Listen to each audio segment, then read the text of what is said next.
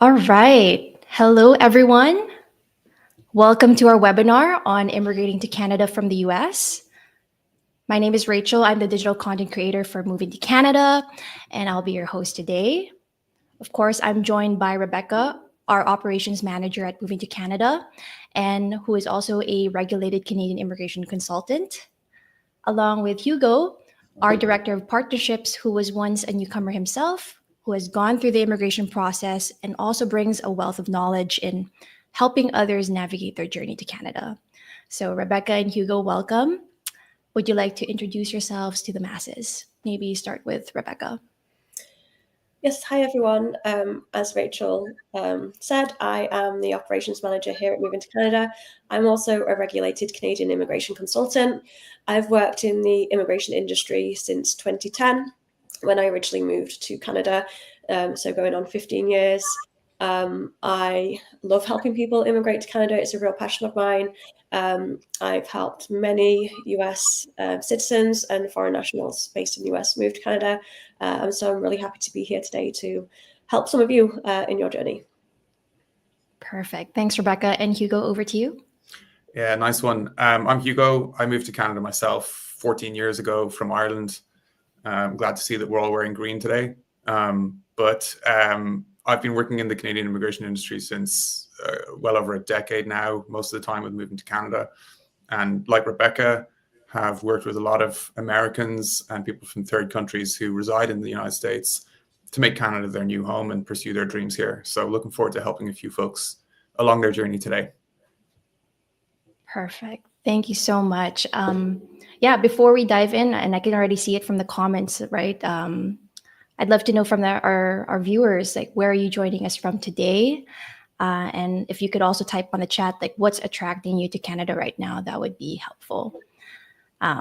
We already have Laura from Florida, so it's good to see. Yeah, comment your city if, in the live chat below as well. Yeah, but basically, like, Rochester, New York. That's practically in Canada. You can throw a stone from the border down to Rochester. Yeah.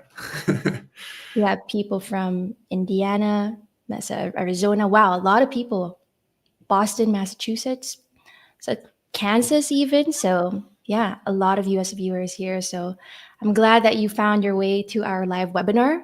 As you can see, like, over the past few years, there is a growing interest from US residents and non-US residents currently living here who are exploring options for moving north, right? So whether you're considering a temporary stay or even permanent residency, we'll be breaking down the different pathways available to you.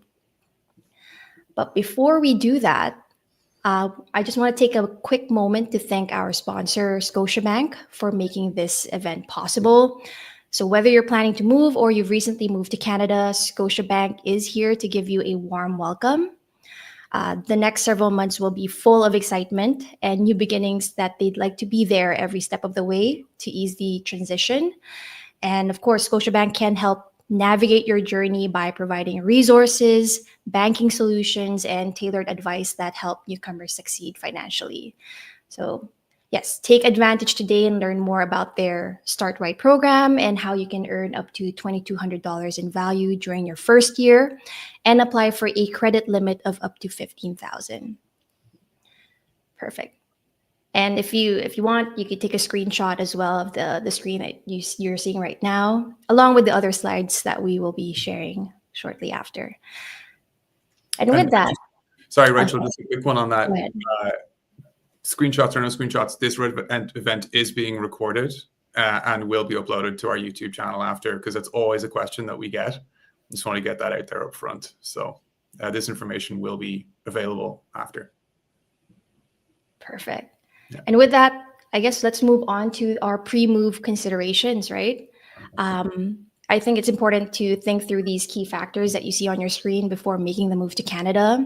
And perhaps, Hugo, and maybe tapping into your own experiences, can you tell us, like, the big questions that maybe our viewers can ask themselves before deciding to move to Canada?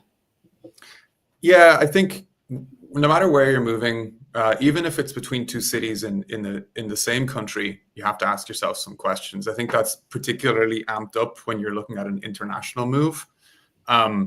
Motivating factors, push and pull. Some people are more motivated to leave somewhere than to go somewhere else. I'd love to know from the viewers today, what are the pull factors to Canada, and potentially what some of the push factors might be in their life that are motivating this interest in Canada.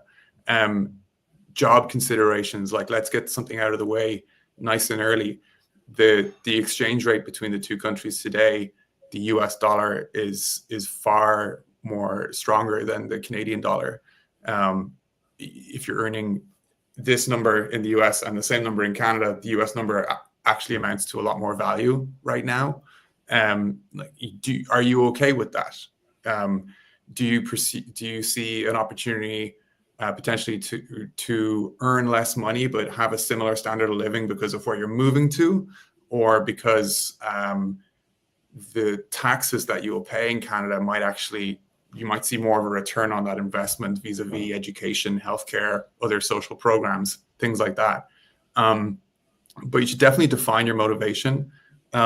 It's perfectly fine to have an emotional impulse on your motivation, but you probably need to sit down and back that up with some hard study. These are just things that people need to consider.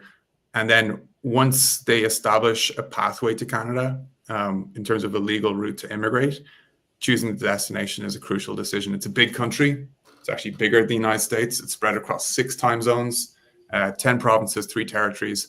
You're not just moving to Canada. You have to zone in on what's important to you, what your values are, how far your budget goes, where the job opportunities are, where might be the best place for your family if that's applicable. I'd love to see if there's any questions on this in terms of pre-move considerations, and financial planning as well, depending on how you intend to move. For example, through the express entry system that Rebecca will get into very shortly, typically you need to bring settlement funds. Now, this remains your own money, but you need to have it, you need to prove it. And for a single person, that's, Rebecca, in the region of $14,000 right now, right? So, and in ever increasing amounts. You need to plan for this stuff. You need to save. We'll get into it in more detail, but it's something that you need to consider. So if there's any questions that come in regarding pre-move considerations, happy to take them, but they're crucial. Let's see if we do have a lot of people mentioning, like, oh, it's so good to see many people in this webinar. Makes us feel like we're not so alone as we thought. And yeah, and some of them are answering the questions of, like, what's attracting them to Canada, a better life for their young kids. Some have had an interest of moving to Canada for over 20 years now. Yeah. I mean, maybe I'll take the better life for your kids question. Like, I'm a parent. I only became a parent after my move, but it's maybe something that I can speak to. I think Canada is a wonderful place to raise a family. By and large, it's safe. I'm in Montreal, Quebec, but, like, most of the large cities with some pockets that are maybe a little less safe, they're by and large safe places to raise kids. The education system does value, like, for example, multilingualism. Things that might not be as readily available south of the border are probably more of a factor up here. I think that's great. I'm having a great time as a parent in Canada. So if this is a place you want to move for that reason, I can definitely vouch for it. Canada's a super place to raise a family. We have another question from our Facebook audience. What is the max age in determining a dependent? My son is 24. Or I think I know the answer to that, but I'll defer to Rebecca. Yeah, I can take that one. So it is actually 22. There are a few exemptions from that. If they're married, then that is no longer the case, or if they're financially dependent on you due to mental or physical disability, but generally it's 22. So a 24-year-old classically wouldn't be covered. But you can, and we'll go into some options for young US citizens later on. So you could try and come separately. That might be an option. And maybe the last part before we move on, just a heads up to our viewers, we also have a dedicated Q&A segment at the end of the discussion, but we'll also be entertaining questions in between. So yeah, there's plenty of time to take on questions on the live chat. So make sure to just drop them below and we'll highlight them on the screen. But I guess like the last question before we move on is regarding financial declarations. They need to be established for how long? I can do it. So they have to be, the purpose of the financial declarations is to show that you have the funds available to you, and that they are steady and secure. So if they have just been deposited in your account, then obviously that's going to raise some alarms. Some provinces ask for 3 months of declaration. Some provinces ask for 6 months. Federally, we generally, when I submit applications, I give at least 3 months and explain any lump sum deposits to make sure that they are aware, the processing officer is aware that the funds are genuinely yours and stable. Perfect. So at least a few months. Thanks for that. All right. I guess we've covered some of the big picture considerations. Let's now dive into the actual pathways to moving to Canada, starting with temporary options. So Rebecca, can you walk us through these, maybe beginning with some of the closed work permit options? Yes, absolutely. So just to give you a bit of an overview into the type of work permits. So in order to work in Canada, you need to be legally authorized to work. So if you're a citizen, if you're a PR, you can work in Canada. If not, you will need some kind of documentation to approve your work or be exempt from that documentation. And we'll go into those a bit later. But for work permits, as far as work permits are concerned, so that would be a document in your passport that allows you to work in Canada. There are 2 main types of work permits, and they are open and closed. Open means that you can work for any employer, and closed means that you must work for the employer listed on the work permit. And again, there are different situations. There are always exemptions, but that's kind of the general rule. To get a work permit, there are various streams available for individuals from the US, and I'll go over these listed here now, starting with CUSMA. So CUSMA is a free trade agreement in the US. I think you refer to it as the USMCA. So it is between Canada, Mexico, and the US. It is a free trade agreement, so it's designed to establish rules, trade rules between the 3 countries, but it also covers the movement of certain workers. And so it only covers US citizens, but it does allow certain US citizens and Mexican citizens to work in Canada. There are 4 types of categories to the CUSMA work permits. They are professionals. This covers around 60 designated professionals, and it basically lists a whole load of job titles that allow you to gain a work permit in Canada under CUSMA, and it includes things like engineers, accountants, graphic designers, management consultants. So if you're looking at, if you've got a job offer and looking to move to Canada, CUSMA professionals might be a great option. Alternatively, we have the CUSMA Intercompany Transferee Program. This is for executive senior managers or specialized workers who work for a multinational corporation in the US and want to transfer to a branch or an affiliated office in Canada. We then have traders. This is for business people engaged in substantial trade between the US and Canada. And then finally, investors, and that is for individuals that are invested in a significant number in Canadian value in Canadian businesses. So all CUSMA work permits are closed work permits, so the individual must work for the employer specified, so it means you will need a job offer before you can get the work permit. And again, it's only for US citizens. One major advantage, though, to the CUSMA work permits is that they are exempt from an LMIA. So an LMIA is a labour market impact assessment, and it is a document that the Canadian company needs to obtain to show that there is no Canadian available to do the job being offered. So this is quite a burden and often can put Canadian companies off hiring foreign workers. So the fact that you have an exemption to that process is often a great advantage to you when you're job searching. So CUSMA is a great option for those that qualify. For sure. Quick one on CUSMA. yeah, Rebecca mentioned it's USMCA south of the border, but the legacy term is NAFTA. Just if anyone was unclear on that, and it's due to be renegotiated between now and next summer, 2026. So it's subject to change. Who knows what name it will be? Yeah, or who will be included, or whether everyone's going to abide by the rules. Yeah. So moving on before we get into that, Hugo. If you don't qualify for CUSMA, there are other ways that you can get a closed work permit. So if you have a job offer from a Canadian company, they can apply for that LMIA. So again, the company must apply for the LMIA, and it covers the position being offered. And it's basically an application to the Canadian government. They assess it and say, well, do we think there's a Canadian available that can do this job? Yes, probably not allowed to hire a foreign worker. No, sure, bring them in. It is, again, and I said this before, it's seen as a complex application because the company has to advertise. In certain circumstances, there's caps on the number of foreign workers that can be hired. Then there's also wage and compliance regulations. A type of LMIA that is actually easier to get, though, is a Global Talent Stream LMIA. This is available for certain professionals, so it includes engineers and some IT professionals, or positions that have been referred by a designated partner. So if you're an engineer or IT professional and don't qualify for a CUSMA work permit, this one might be a great option. Again, it's not subject to citizenship, so you can be any nationality and apply for a Global Talent Stream LMIA.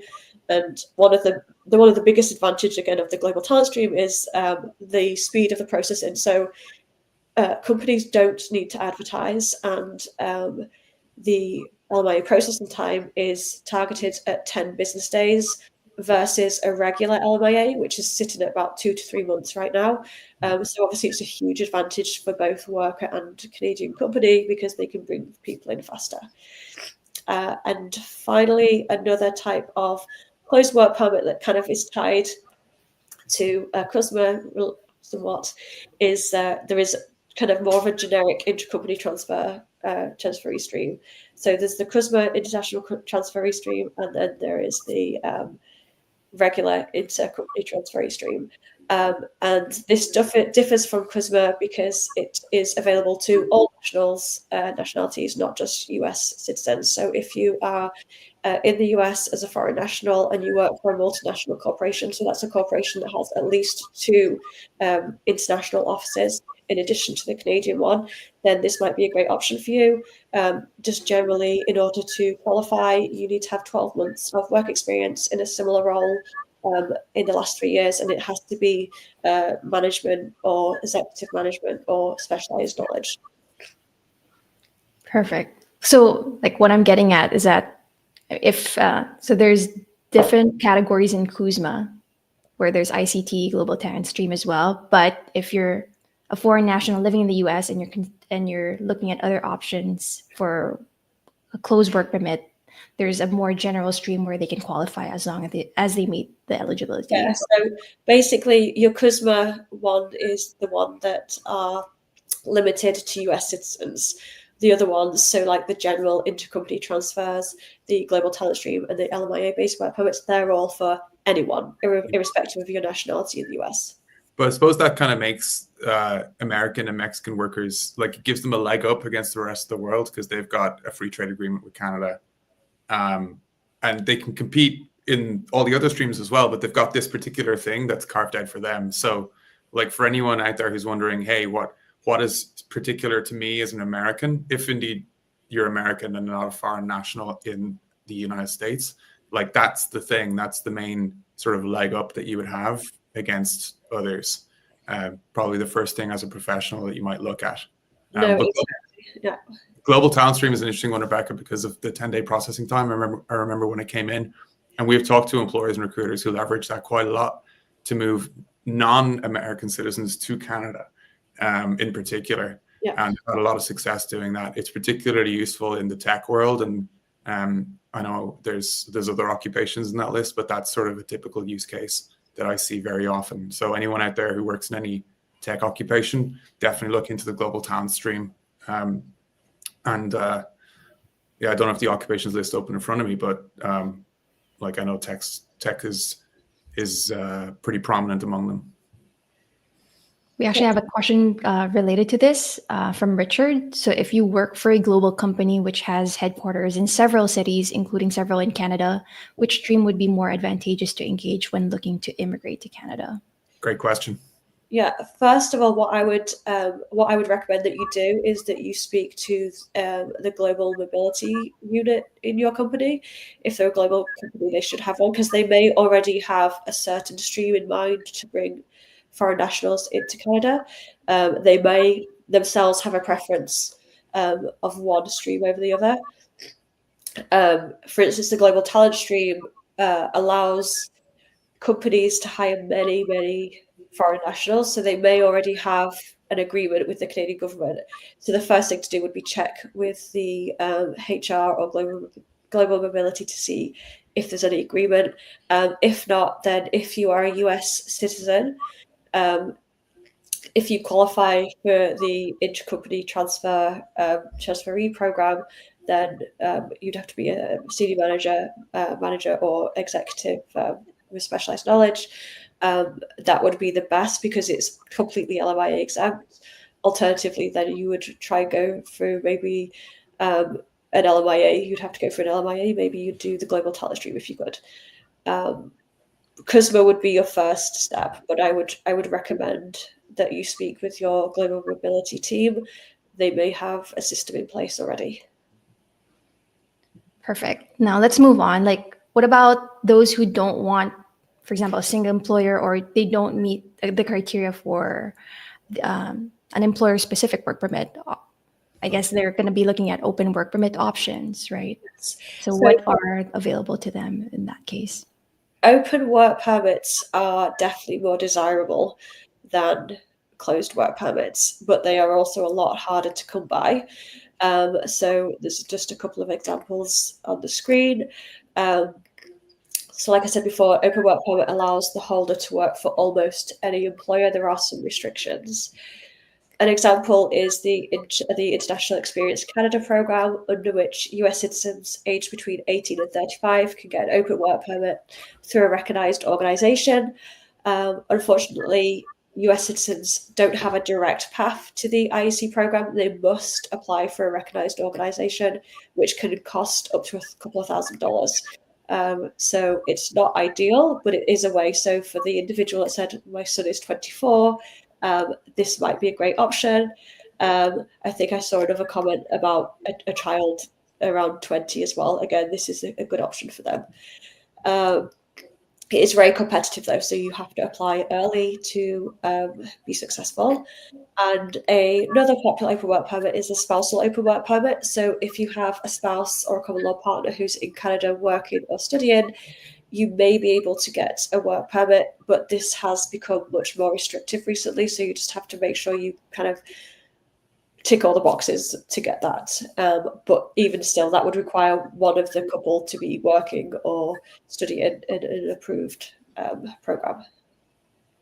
So it seems like, yeah, open work permits offer more flexibility, but with that flexibility comes certain restraints, it being like not being readily available to everyone. Correct. So, it's really desirable, but it's hard to come by. For sure. So I guess like, since everyone cannot qualify for an open work permit, some might even consider studying to be an alternative, especially if they don't have partners that are studying as well, and they won't be able to qualify under the spousal open work permit. So Rebecca, can you share like what things they should be aware of or what they should know about studying in Canada? Yes, absolutely. So the great thing about studying in Canada is that it allows certain students to work during their studies. And so students can work part-time off campus during studies and full-time during breaks. So that's currently 24 hours off campus during study time and full-time during breaks. It can also lead to, so that means you can work without a work permit, sorry, just to make that clear. And it can lead to a postgraduate work permit, which is a key document or a key, a postgraduate work permit allows you to, it's an open work permit, which allows you to work in Canada and acquire work experience. So coming to study in Canada is a great pathway to starting your life in Canada. It gives you many options. Perfect. And I guess like those who may not be looking to work or study in Canada, there's still a few other temporary pathways available to them. So can you walk us through these other options? Yes. So we have a visitor visa. So kind of if you want to visit Canada, you can apply for a visit visa. US citizens don't need a visit visa to enter Canada. They can enter Canada and stay for 6 months. Sorry. Alternatively, if you need a visit visa, you can apply. So you can stay in Canada for up to 6 months as a visitor. We also have things like the Bridge and Open Work Permit, but that's exclusive for people that have already applied for permanent residency in Canada, so have an active application with the Canadian government. Rebecca, just on the visitor visa one, like we do get questions from people looking to retire. Maybe it's a good opportunity to touch on that. That would be the main sort of way to sort of at least live part of the year in Canada, as many Canadians also live part of the year in the United States. Is that the right way to think about it? Yes, exactly. So a lot of people ask, like, what are my options to retire in Canada? And unfortunately, there are no specific retirement visas. As an example, those individuals would need a visitor visa to stay in Canada. It allows the flexibility of staying up to 6 months, obviously, but then you don't get health insurance and things like health coverage and things like that. So there are some downsides to that.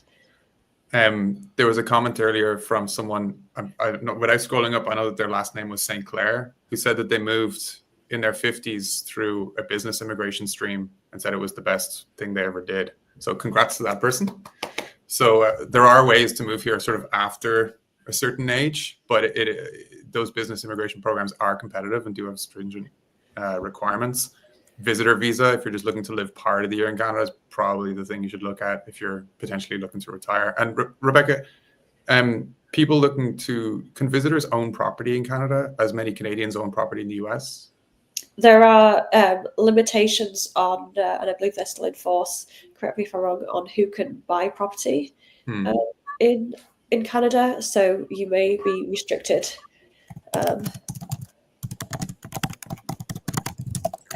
But again, every time you try and enter Canada, if you're a visitor, you can try and enter Canada. But the problem is if you do that multiple times, so if you're a US retiree and you enter Canada multiple times as a visitor visa, at some point they're going to say, oh, hang on, like what's going on? How come you are still committed to Canada? So there's always a risk that it wouldn't be accepted. But going back to the business immigration comment, business immigration was a lot easier several years ago. There was many more programs available. Now it's become much more restrictive, and because it's so competitive, the monetary threshold that needs to be invested and shown is higher and more competitive. So we didn't touch on business immigration in this webinar, but we do have resources available online for that. What about this question from Matt? Like, does everything that we're discussing apply to Quebec as well as the rest of Canada? I know that Quebec has different rules. Yes, Quebec has its own immigration rules.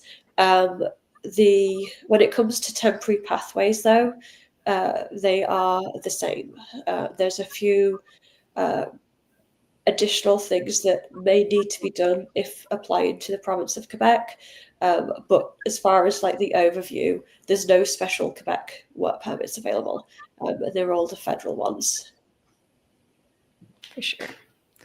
All right. I guess this could be a good time to shift to our focus on permanent residency pathways. There's 3 here on the board. Express entry is one of the most well-known and widely used immigration programs for this.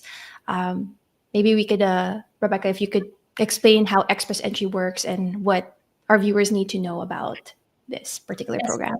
Absolutely. So the express entry system is one of the most popular and well-known systems when you think about Canadian immigration.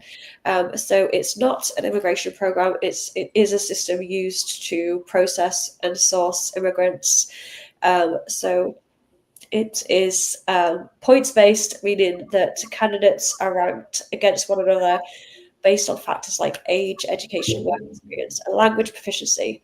So to qualify to enter the express entry system, you must qualify for one of 3 immigration programs. That includes the Federal Skilled Worker Program, which is ideal for individuals with skilled work experience. There is the Canadian Experience class, which is limited to those with Canadian work experience. And then there is the Federal Skilled Trades Program, which is designed for trade workers. So historically, US nationals and foreign nationals in the US have fared really well in the express entry pool. So once they enter the system, when they're ranked against other applicants, they rank very well because they generally have high education, high language, and really sought after work experience. However, it has become much more competitive in the last couple of years, and the Canadian government are now focusing on in-Canada applicants or those that have healthcare, trade, or education-based work experience, or those that speak French. So for a program that was once very good for US nationals, express entry has become a little bit more competitive. I see. How about now let's discuss the provincial nominee programs. How do they differ from express entry, and who benefits particularly from this pathway? Okay, so provincial nominee programs. So immigration to Canada exists on 2 levels, or the pathways exist on 2 levels. There are federal programs. They are designed by the Canadian government, and then there are provincial programs. So each province has a certain amount of autonomy over the type of immigrants that they can accept. And so these are provincial nominee programs. Provincial nominee programs generally exist to serve a particular need within the province or within a community in the province. So PNP programs are a great way to, a great alternative to express entry, or they're a great way to supplement your express entry profile. So each Canadian province and territory has its own immigration programs. Important to note, someone mentioned Quebec. Quebec isn't considered a provincial nominee program. It's considered its own branch of immigration. So each province has their own streams, their own programs under which they will accept a certain number of applicants. So provinces can nominate individuals who have the skills and work experience that are in demand for their province.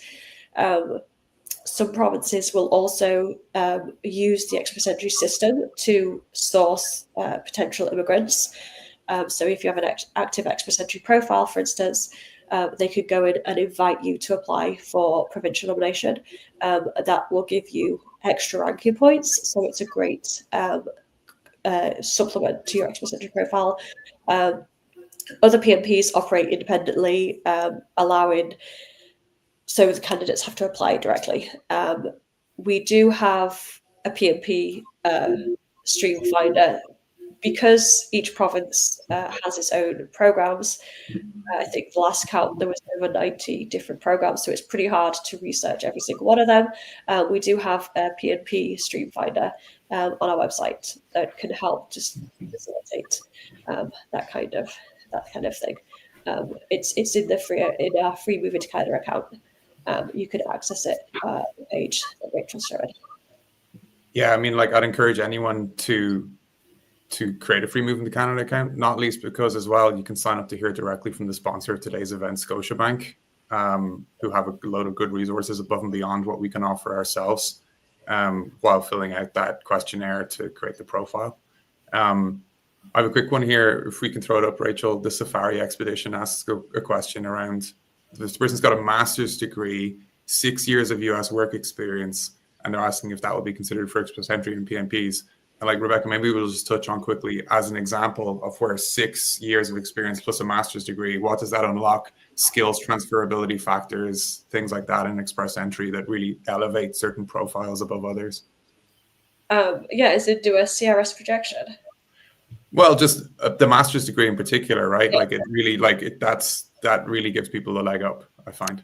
Yeah, no, absolutely. So there's a few really key elements to the way your CRS score is calculated. So the CRS score is the scoring system used, the ranking system used in the expert entry system. A master's degree will give you extra education points. It also gives you extra other points when you, in collaboration with language and work experience and things like that.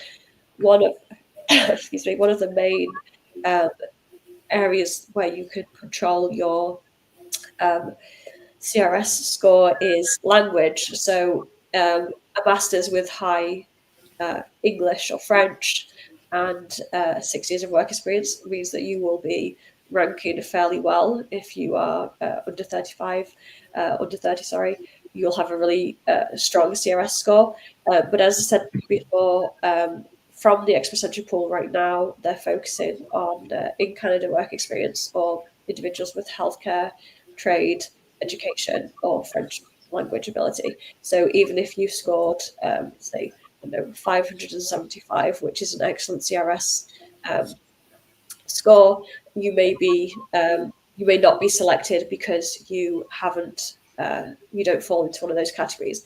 That isn't to say, though, that you shouldn't enter the expert entry pool because of those provincial programs that can enter the pool and nominate you. If you have a really high score, obviously you're more likely to be selected by a province, which is a great way. So if you have those credentials and if you qualify to enter the expert entry pool, then I would highly recommend that you do that. Yeah. And we also have a question from Paul here. He's asking, after you submit your expert entry application, can you later add an item such as French language qualification? Let's take that, but change the word application to profile, Rebecca, because I think then it becomes a more, it shows the power of adding points, right, and what could happen there. So for those that aren't familiar with the expert entry system, applicants first must submit an expert entry profile.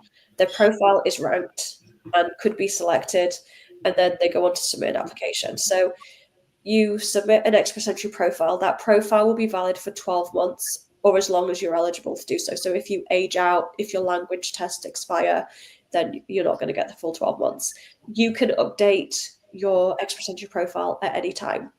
So if you didn't do as well in your language test, or you decided to learn French, which is now an excellent way to be invited, you can always update your expert entry profile. I mean, like, a lot of people think of like, okay, my points are here, the points cutoffs are up here, I'll just wait for the points cutoffs to come down. But there's much more savvy people in the pool who are like, okay, the points profile's there, I'm here, how do I get from here to here? Right? Like, and learning and improving French is just one way of doing that, but they're adding additional work experience, potentially even taking another course of education that's at a higher level than you've got previously would be other ways as well. But winning candidates typically are those who look to improve their points totals rather than wait around or hope or expect that the points requirement will come down. It's always better to get in the pool if you qualify. Because you just don't know what's going to happen. As I said, some provinces could become really active in the expert entry pool and start inviting people left, right, and centre, and you want to be in the pool if that happens. And then two quick things. To get in the pool, you're looking at probably two key documents, which would be the educational credential assessment and the language test, right? Those would be the two key pieces. And for that, you're looking at what? A total cost of $500 US, something like that? Yes, something along those lines. Yeah. Is there a cost to submitting the expert entry profile? There is no cost to submit an expert entry profile. If you're selected and you go on to apply for permanent residency, there will be a fee associated. There's a government fee that you'll have to pay. But as Hugo said, there are certain documents that you need to enter the expert entry pool, and that, of course, you'll need to pay for. Yeah, and you're probably looking at $250 to $300 US for each of the ECA, which is the educational credential assessment. It's essentially a streamlined way of recognizing your international education vis-a-vis Canadian standards. And then there's a set of language tests as well, English and French, that are approved by RSCC. and those typically cost in the region of 250, 300 US. So I guess in terms of like the type of language tests, I guess like the most common one is IELTS, but are there other forms of accepted tests that, or tests that IRCC accepts? You've already covered the cost. It's in the range of 300 CAD. So yeah, we have an article on our website that covers the tests that are accepted. It's the IELTS General, the CELPIP General, or the PTE Core for English, and then you have the TF for French, and I believe the TCF. So we have resources on our website for that. I think that was the question. I can't see it now. let me just, what are the language tests we would need, and how do we find them? Yeah, if you go onto our website and search for the language, approved language, we cover that in great detail. Let me see if I can pull it up for, here we go. Yeah, approved language tests. I can share the link in the chat as well for those of you that want to check it out. And just while you have that up, Rachel, and maybe just to give Rebecca a break for 30 seconds, she's been imparting a lot of information, but this is movingtocanada.com. If you're not familiar with it, audience, this is our website. We aim to provide impartial, comprehensive, reliable information across the whole life cycle of your move, not just immigration, but careers, etc. And one of the key things you can do for this journey today is to create a free Moving to Canada profile. It's free, takes about 2 or 3 minutes, and you'll be able to sign up for resources from some key partners, including the sponsor of today's event, Scotiabank, who can help you in other ways in your move. The way we work at Move to Canada is that we do not charge you, our community, for anything we do. We work with partners who also want to communicate with you.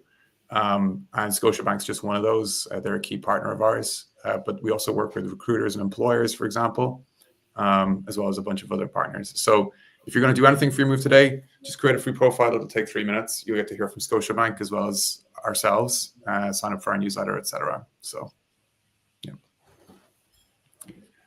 Perhaps one last question before we move on to family sponsorship. Do I have to wait until all my papers before I create the profile? I have one language test for now, and I'm taking my TF test soon. That's great. And my degree is getting evaluated. This person's on it, huh? Mm-hmm. Yeah. Top of it. So you'll need documents to prove your points. So if you need points for education, then, and you will likely need points for education, you will need to wait for your ECA report to be issued. You don't need to wait for your TEF results. So long as you qualify with just one language test, you can always update it later on. Perfect. Okay. All right. Someone's just asked an interesting. So, a special education teacher from California, is this a possibility for entry to Canada?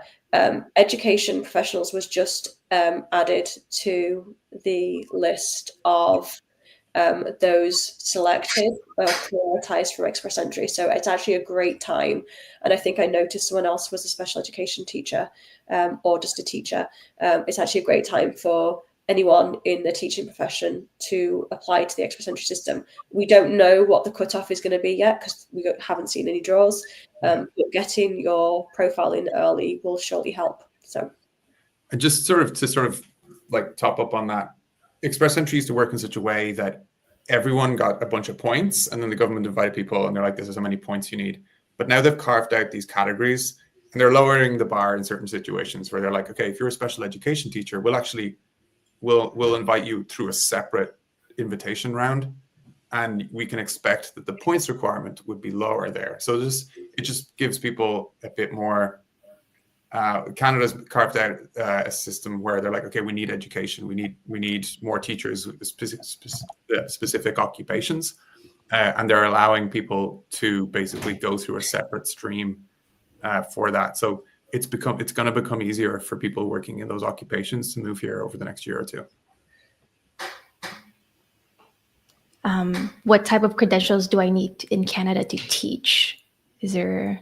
I'll take that. It kind of depends on where you're moving to. Education in Canada is, a bit like the US. It's a federalized system where a lot of the power is distributed over there, it's down to the states. Up here, it's to the provinces. The accreditation of education occupations is typically at a provincial level. So the accreditation you might need in Ontario would be different from Alberta, et cetera. And interestingly, the same thing applies for Canadian teachers moving from one province to another. They sometimes have a hard time getting reaccredited. So look, I don't have time we won't have time today to go into every occupation and every destination. Suffice to say that once you zone in on a specific destination, the accreditation process will be at that provincial. There'll be some provincial body that would support that. Perfect. All right. I guess we could move on to the final point, which is all about family sponsorship. Rebecca, take it away. Yeah, I think a couple of people had mentioned that they have a Canadian spouse. So the sponsorship program allows for Canadian citizens or permanent residents to sponsor their partner, so their spouse or common law partner or conjugal partner. And so this is a program whereby the Canadian citizen or permanent resident would sponsor you in your application to get permanent residency status. It is a great option if you have that. If you have someone that can sponsor you like a spouse, then that would be definitely the way you go. It's relatively straightforward. I believe I saw a question asking whether the US national can visit Canada and then apply in Canada. Yes, that can happen. So a bit about family sponsorship. It exists to reunite family members. So a Canadian citizen or permanent resident can sponsor the spouse.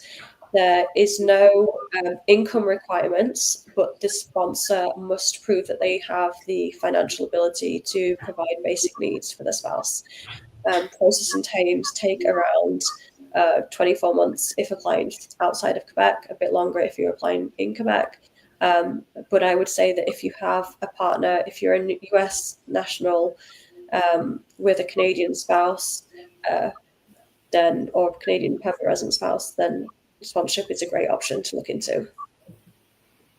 We have a related question here. I'm a Canadian citizen. Can my husband enter as a visitor and apply for permanent residency from inside Canada? Or can I sponsor him once we are both in Canada? Yeah. So because you're a Canadian citizen, you can do both. If you were a Canadian permanent resident, you would need to be in Canada to be able to sponsor your partner. But because you're a Canadian citizen, you can either be in Canada or outside of Canada. If you come to Canada, your spouse can apply for come to Canada as a visitor if they're eligible to do so, and then you can sponsor. We have a question from Sean here. You mentioned that spousal permits are becoming more restrictive. Do you know the current restrictions that apply to this? Yes. So when it comes to study students, it is dependent on the level of study. And when it comes to work, it's dependent on the type of work that the principal applicant is doing to the person with the work permit is doing. The rules now are quite complex, but it used to be that any worker's spouse could get a permit. Now that's not the case. There's certain occupations which allow for a spousal open work permit, and likewise for students, there's only certain levels of education that award a spousal open work permit. Can I jump in on a point that came in from a member of the community there? It seems like we're trying to sell express entry people who don't have the points. I want to remind people that we don't charge our community for anything. We're not trying to sell anything here. This event's being sponsored by Scotiabank, and we don't charge our community for any of the information, resources, and tools or webinars that we host. And I just want maybe the person came late to the session, but yeah, we're not trying to sell express entry to anyone here. Yeah, that's a good point. Perfect. And with that, I guess we can move on to talk about for US residents or non-US residents where they might want to move in Canada. So Canada is a huge country, right? And they're choosing the right city can make all the difference in your experience. And the good news is there are several cities in Canada that have or share strong similarities with major cities in the US in terms of lifestyle, economy, and even culture. So maybe Hugo, you could walk us through some of the cities or Canadian cities mention Yeah. on. Look, I mean, this is a bit of a sort of a crude framework to set this up, but maybe it's a bit of fun as well. Obviously, there's a lot of differences between these cities, but we're just trying to sort of draw us whatever familiarity people might be able to think of. Toronto, Vancouver, Montreal are the three largest cities in Canada. They're very different from each other. Toronto, commercial, downtown, like big sort of corporate vibe.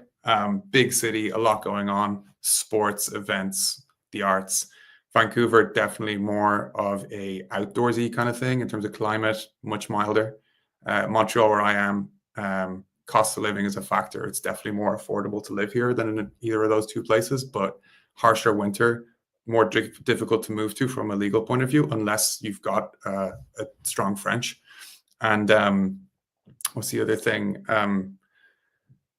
The job opportunities definitely are different from in Toronto and Vancouver. I'm not going to go through how they compare exactly to each of the American counterparts. I want to leave time for a few questions at the end, because I know we're pushed for time.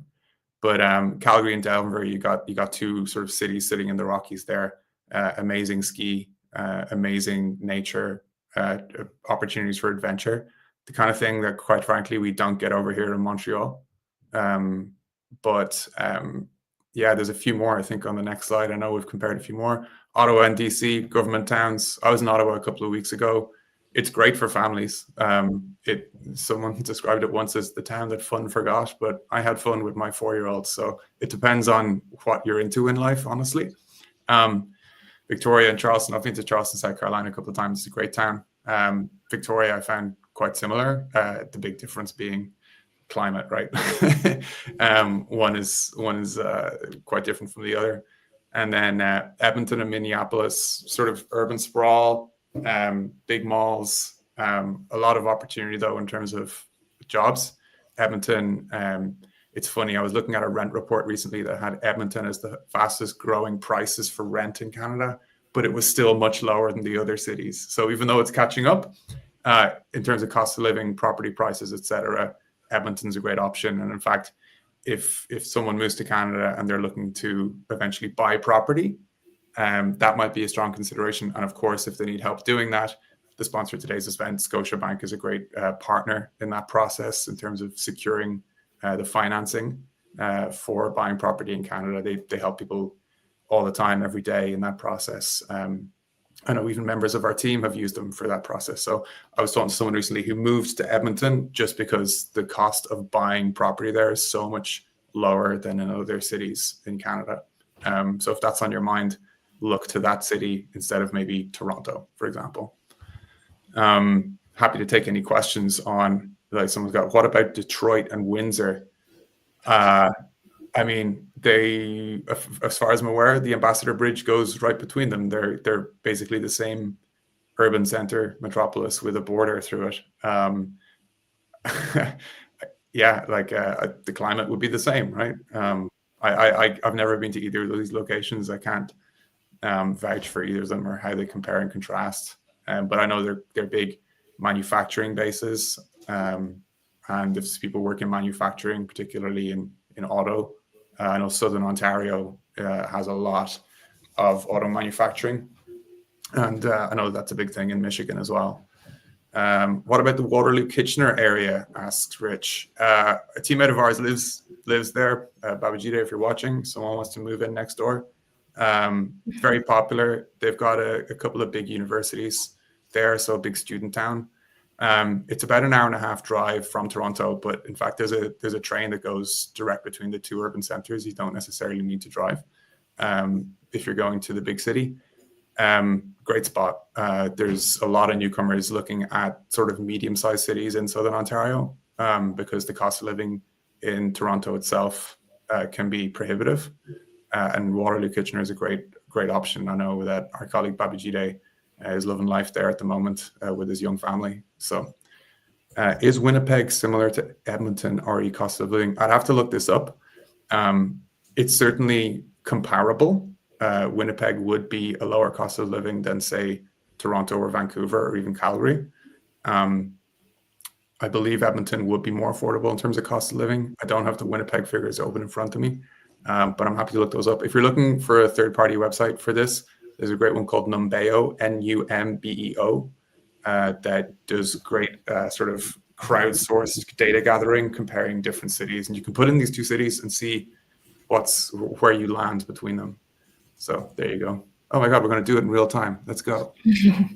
No, just I'm going to be sharing the link in the chat as well, just in case people want to look at the numbers, but showing it here as well. All right. I guess like we could also talk about adapting to life in Canada. It's not just about picking a destination, right? It's also just adapting to a whole new way of life. So Hugo, can you maybe impart some last minute tips for those what to expect when they do move to Canada? Yeah, I've touched on it, but housing costs do vary. Paychecks also vary. Like typically in places where you're going to get a bigger paycheck, you can expect a higher cost of living. How that shakes out in terms of net income every month after your expenses depends on your lifestyle, among other things. Budgeting is key in that process. Weather and seasons. Look, I'm in Montreal. There's still snow on the ground outside the window here. It's mid-March. We can expect that for another couple of weeks. It is a harsh climate in some places. Some people love that. Some people are attracted by that. It's a proper 4 seasons kind of vibe. If anyone's been up near Vermont or northern New Hampshire, similar sort of climate to here. Out where you are, Rachel, things are a bit milder, right? Maybe you could touch on that. How's the weather out there in Vancouver this morning? It is relatively sunny. Like the past couple of weeks have been gray and rainy, but milder. I would take the rain any day than inches of snow. And so I can't really complain where I'm at. Like we're only dealing with just the rain, but right now it's looking up. It's perking up, and I can't wait for the cherry blossom season coming up soon. Yeah, it should be in a couple of weeks. Yeah. I'll touch on a couple more things there. If you could just go back a slide, Rachel, for 1 second. Healthcare and services. Look, some people might be put off by, look, there's no getting away from it. The income taxes, as well as other taxes, sales taxes, etc., are generally higher in Canada than they would be in the United States. But you need to consider your return on that investment, okay? It won't be necessarily a monetary return, but it might be in terms of your access to quality healthcare. It might be in terms of other social services like childcare. Like my kid goes to a childcare 3 minutes up the road from here, and it costs $9 a day because I live in Quebec. That's about $7 US. I mean, that's all supported through general taxation. So yes, your taxes will be higher, but you need to look at a full picture budget of what you're paying in and what you're getting back. I think is the best way to look at it, rather than just a crude sort of, oh, I'll earn more in the US than I would in Canada. That's probably true, but it depends on the services you get access to as well. Healthcare just being one of those. It's a completely different system up here. Like we do have pockets of privatization in the healthcare system and through employer group plans and things like that. But generally, everyone gets access to a health card, and it gives you access to the healthcare you generally need. And that is quite a difference from most of the United States. Now let's take a look at the salary and tax comparison between Maine and the US versus Ontario and Canada. Hugo, did you want to quickly go through this? Sure. Our amazing content marketing team put this together for an article we're about to launch with Scotiabank, in fact, on where your pay goes, US versus Canada. Everyone sign up for the newsletter, create your account. You'll get that piece in your inbox when we release it later this month. But we picked 2 locations, Maine and Ontario. We got the various deductions here, and then the total tax you would pay. On the left, you see it for Maine. On the right, we've got the comparison in both US and Canadian dollars. Caveat, obviously, the exchange rate changes all the time, so the numbers you see are more indicative than completely accurate. The marginal tax rates and the average tax rates are higher than in the United States, or in Maine particularly. But that's just an example that we picked from the full set of states. I challenge anyone to point to a situation where you would pay less income tax in Canada than you would in the United States. I mean, compare any state with any province, and you're probably going to pay more tax up here. But again, to my point previously, you need to consider what the return on that investment looks like for you, your family, your specific situation. Perfect. Yeah, I guess that concludes our discussion, and we can move on to some of the questions. Hugo, are you good for time? Yeah, I'm good. I might have to move room in a minute. I booked this for an hour, but I'm good to stay on a few minutes. Just if I suddenly start moving, you'll know why. For sure. Yeah, and if you need to No, I can stay. drop in, and yeah, Rebecca and I will be here. All right, so let's just move on to the questions then. We have a lot lined up. Thank you for everyone for sending in your questions. Let's go for Terry O. That is a great question. For my family and myself and my retired parents, is it feasible for a retired person to move to Canada? I'll take this one. Move permanently? Probably not. There are very limited pathways available for a retired person to gain permanent residency status in Canada. Visit, yes, so long as you have funds to sustain yourself whilst you're in Canada. Perfect. Next one would be, big question from me is, what is the time frame to move via express entry? If it's going to take multiple years, then it might not be worth the wait. Yeah, so the thing is with the express entry, again, is if you qualify, you may as well enter the express entry pool because you've got nothing to lose apart from a couple of $100. And there is a chance that you might be selected, whether that be via policy change or a PNP. The thing is, though, it's not, we can't give you a time. We don't know how long it's going to take for you to be approved. You enter the express entry pool, you could sit there for 12 months and nothing happen. You may need to re-enter again. If you are selected, it is relatively fast processing, so it will take around 6 to 12 months to process once you submit your full application. So it's generally a faster process. So Rebecca, like if someone was entering the pool today, got invited to the next draw, submitted on time, could they feasibly move to Canada with PR by the end of 2025? Yes. Great. Question from Shelly B. How could I bring my dog with me? Let's pull up the website, Rachel, if we can, because we've actually got a piece on this. I think it's under the planning section. We've got a piece on the website that actually covers this in terms of the resources you might need and how to do it. I don't know all the details. Suffice to say, it's possible. There's, depending on the breed, etc. That's a factor. Bring your pet to Canada. So it's right there on movingtocanada.com under the planning section. And I encourage anyone who's trying to move with pets. This is just another reason why you should create a free Moving to Canada account. What about what site do we look for sponsored work job openings? movingtocanada.com. Under our work section, we do have a jobs board. It is curated down to employers who we work with directly and recruiters we work with directly. You can see some there. These may or may not have sponsorship opportunities associated with them. But what we can say is that each of these employers or recruiters is actively looking for immigrants and actively happy to take newcomers into their job sites. Beyond that, Job Bank, Rebecca, would be sort of the federal government's sort of bank of jobs. And then some of the big players that US audiences might be familiar with, like Indeed. Those also apply up here. Yeah, go ahead, Rebecca. I would say one tip, if you're reaching out to companies and need their sponsorship, it is incredibly difficult. It's best to be informed. So be as informed as you can about the process, because if they don't understand the process, then you've got no chance. If you can show that you're informed about what's needed, you're on top of it, you're more likely to be successful. That's right. Question from Michael. Are age and having a job offer in Canada major considerations in qualifying to immigrate to Canada? They are currently factors in most provincial programs, as well as the most federal programs, including the express entry system. Job offer is you currently get points for having a job offer and a validated job offer in Canada.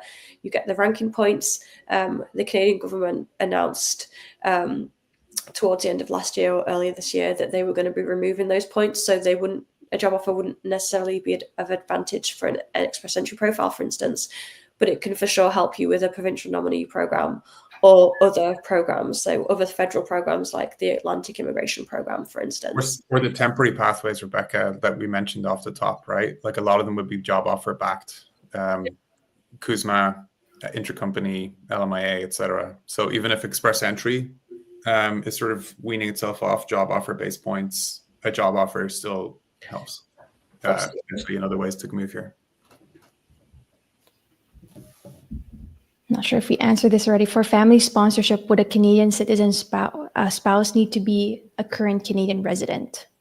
My wife, a Canadian citizen, currently lives in the US. No, a Canadian citizen does not need to be a current resident.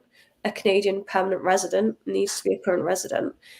So a Canadian citizen, though, can apply from anywhere, but they need to show an intention to live in Canada. And I also saw we had a question similar saying, does a Canadian citizen have to have lived in Canada? And the same goes, is that you have to show an intention to live in Canada. So if you've never lived in Canada, have no ties to Canada, that might be harder to prove. But obviously there are ways to do that. Question from Michael. If you go through a lawyer, is it typically quicker? So there is no obligation to file an immigration application through a representative. There are definitely some advantages. There are also some disadvantages, like the cost associated with hiring a representative. It doesn't necessarily make it quicker. It will, if you use a good representative, I should say, it should make the application smoother. So they will be able to direct you in what you're needed. You should be able to submit a strong application. So the Canadian government won't keep coming back to ask for additional documents, because that's where we see delays. If you submit an application and certain documents are missing, or there's some queries that you haven't addressed, that will delay the processing of your file. A good representative will review your file and make sure that everything makes sense, which should expedite the processing. How about from Moy? How many times can you reasonably renew a visitor visa or leave and return for a new visitor visa? This really depends on the individual circumstances. It depends on the processing officer that you get at the border when you try and re-enter.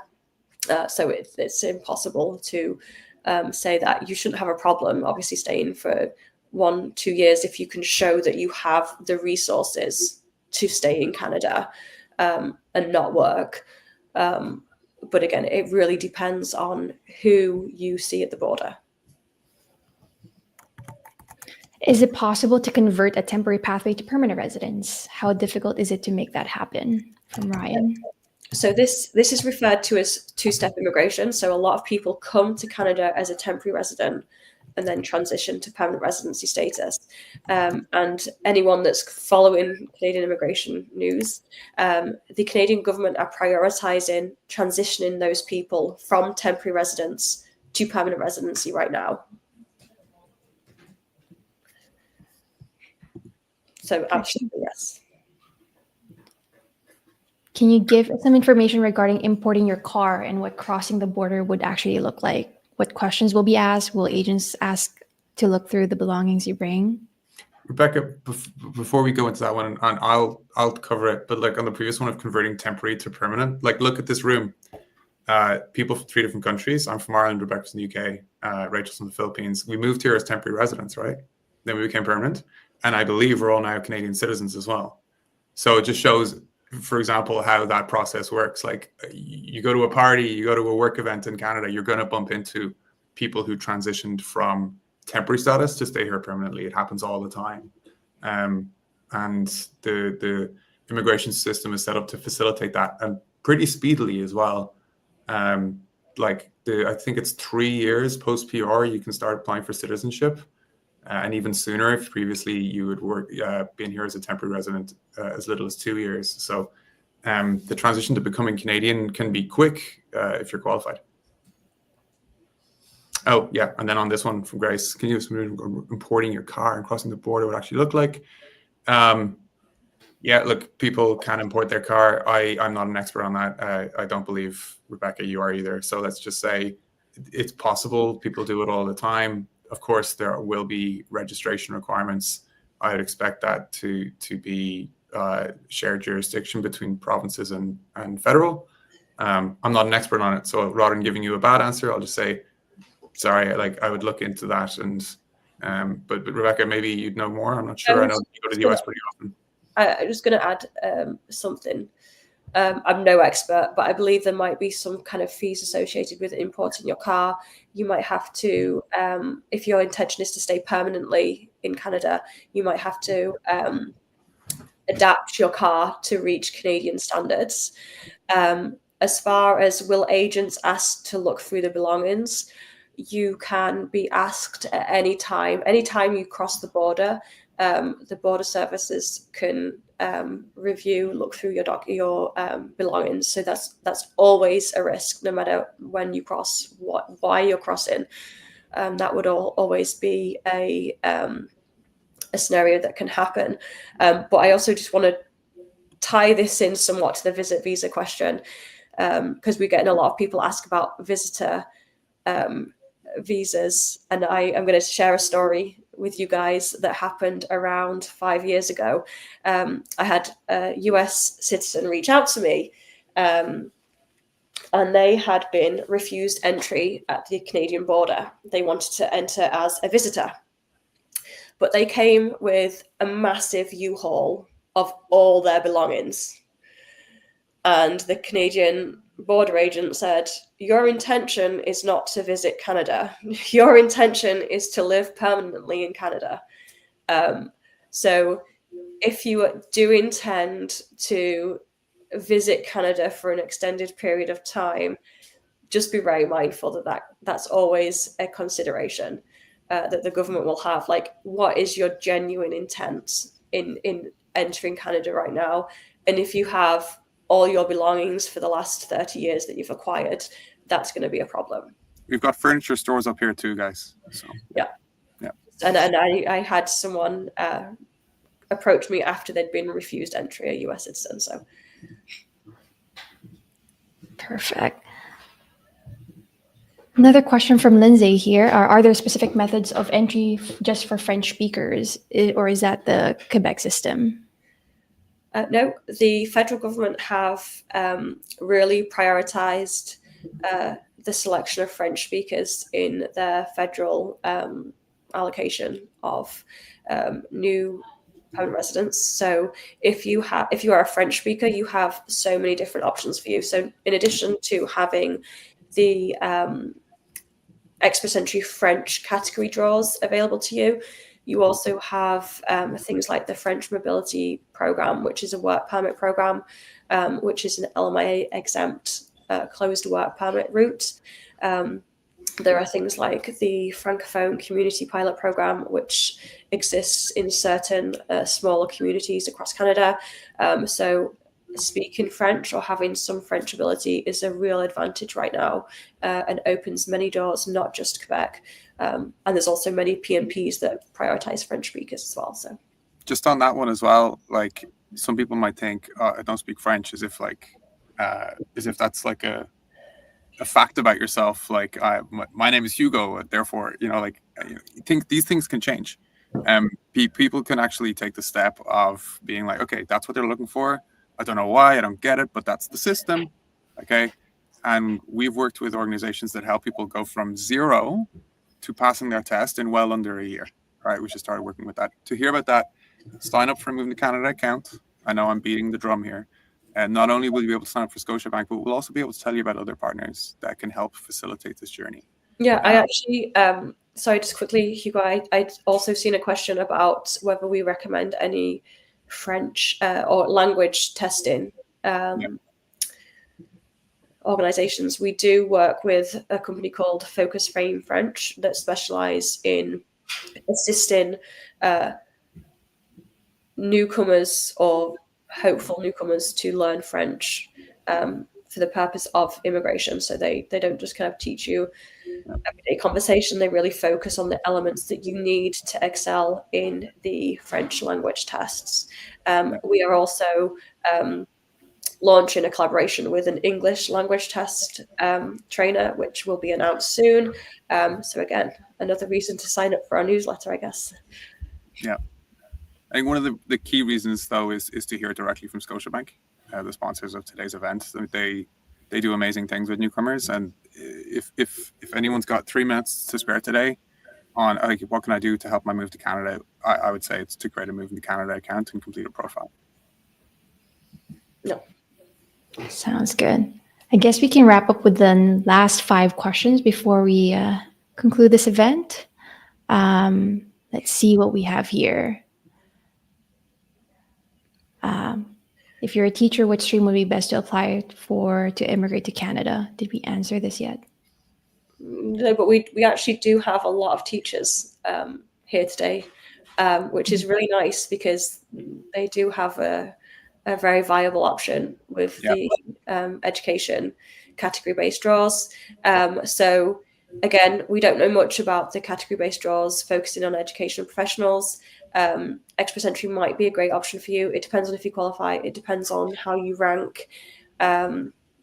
So I would definitely recommend that you look into the express entry education-based draws. Can you work remotely for an American company in Canada? Yes, so you can work remotely in Canada as a visitor, but there's a few very, very serious rules attached to that. You cannot work in any way for a Canadian company. You cannot receive any income in Canadian funds. It's a very strict policy.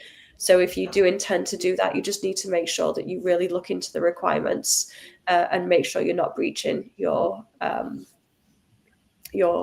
stay rules. Next is from Jenny. It's more of a comment. I heard that there's a new healthcare pathway coming. Is this true? The Canadian government recently announced 2 healthcare pathway programs, pilot programs, I think due to be released at the end of March. So yes, they are. They were announced in February. They will be released in March. It's best to research about the program. We don't know too much about it yet as it hasn't opened. We do have coverage on these programs which kind of give you a bit of idea of how to prepare for them, eligibility requirements and things like that. So would suggest that you take a look at those 2 new streams. In addition, though, there's the category within express entry that came in 2023 as well. So like the government is definitely looking for healthcare professionals. Yeah. Yes, absolutely. And if you've got a Moving to Canada account with a newsletter, we'll tell you right about it when it opens, the new ones. Now, this one's from Rich. Can I open my Scotiabank account while in the US and move it to Scotiabank Canada bank account when I move there? Yeah, great question. Thanks, Rich, and thanks for the question about the sponsor of today's event, Scotiabank. Certain people can open an account before their move. Currently, the United States is not necessarily on that list. What I'd encourage you to do is to reach out to them directly and make that inquiry directly. Depending on your circumstances, there might be ways to start the process or at least book a meeting with an advisor or sit down remotely with them. And then when at the soonest available opportunity, you could transfer your funds into your Scotiabank account. Whether that's pre or post arrival in Canada kind of depends on your specific circumstances, your nationality, etc. I'm assuming you're American, Rich, but if you're from another country and in the United States, there might be sort of differences there. But yeah, Scotiabank are superb at giving people sort of a landing pad into Canada, and you can at least get in touch with them before arrival, if not open an account itself. Perfect. And I guess let's like entertain the last 2 questions. One is from Richard. Are there any advantages to your immigration if you're looking at smaller or rural communities within specific provinces? Yes. Over to you, Rebecca. I was going to say, do you want me to say that one, Hugo? Yeah, it's like, yeah. In a word, yes, there are advantages. Yeah. So we do have immigration to Canada is very complex, and there's so many different programs, and there are some advantages to targeting a rural or smaller community. So to give you an idea of where to look for them, you're looking at the Atlantic Immigration Program, for instance, offers a pathway to permanent residence for those with job offers in the Atlantic provinces. We now have 2 new pilot programs. So a pilot program is a temporary immigration program. We have the Rural Community Immigration Pilot, and we have the Francophone Community Immigration Pilot. They have this certain towns or cities, I'm not sure they qualify as cities, but certain places across Canada which are allowed to bring in almost any type of worker if they have a place of business in those communities. So that's a really great way to start. A place to start is looking at any of those communities to see whether you could get a job with one of the designated employers, is what they're called, employers that are approved to hire through those programs. So that's the Atlantic Immigration Program, the Rural Community Immigration Pilot, and the Francophone Community Immigration Pilot.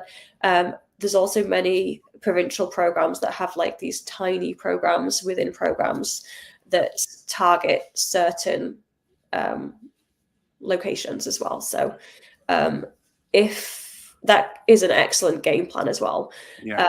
If you're fed up with waiting in the express entry pool, you can really explore these programs, but they are competitive. Like the Francophone Community Immigration Pilot has limited numbers. The Ontario Regional Economic Program only allows for 200 applicants per designated community. So they're very niche, and so because of that, competitive. So, Rebecca, in addition, though, some of the PNPs for their larger streams, let's take BC, for example, through their skilled worker, they do give more points if you intend to move to outside the main urban centers. Like if you're bound for Vancouver, where like that's where your job offer is, you'll get this many points.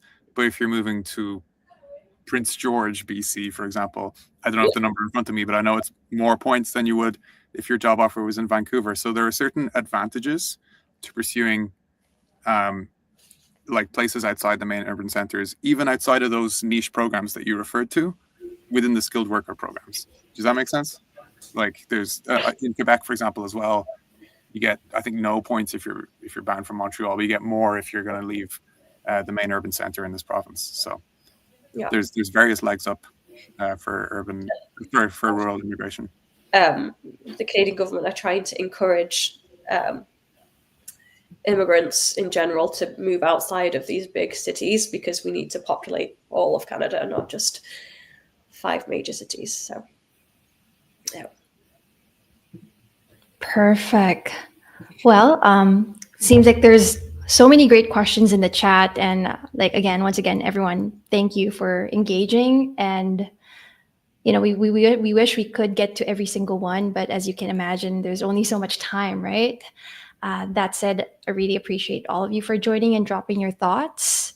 And if we didn't get to answer some of the questions today, you can leave them as a comment in this live stream and we'll get back to you on that. And of course, we'll be covering more videos and live streams in the future, so you can tune in as well. But before we wrap up, I just wanted to bring up this quick disclaimer, which I'll give you guys a moment to read. This is just to say that the presentation is provided for information purposes and should not be relied upon as financial, tax, or investment advice, yada, yada.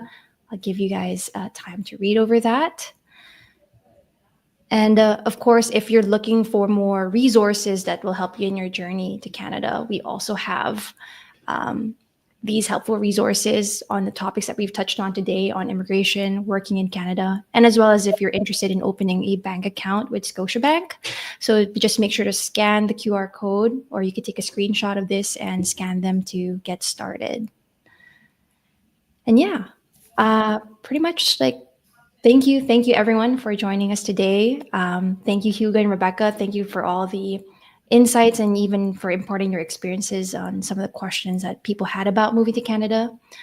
And any last words from you both before we conclude?